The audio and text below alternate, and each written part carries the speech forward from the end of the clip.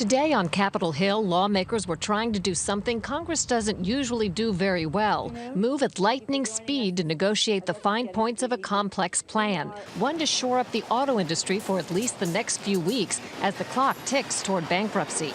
A draft of the plan calls for GM and Chrysler and Ford, if needed, to borrow up to $15 billion.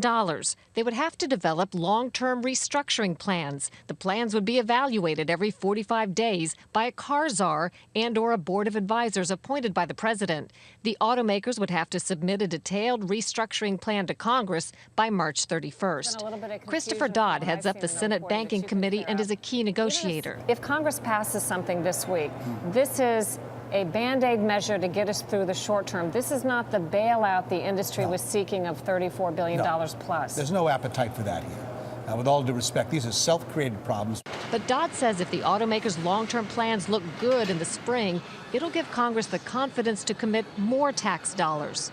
As for taxpayer protections, there would be oversight and access to company records by the GAO and Inspector General, limits on how much pay and bonuses auto executives get, and something called super seniority, which means taxpayers get paid back before anybody else.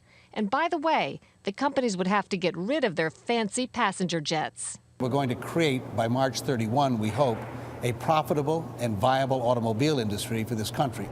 If that doesn't sound ambitious enough, how about this? The first evaluation of the company's progress toward developing a long-term restructuring plan is due in just 3 weeks by the car czar and the presidential appointees who haven't even been chosen yet. Katie? And Cheryl, is there anything at this point that could still hold up this deal?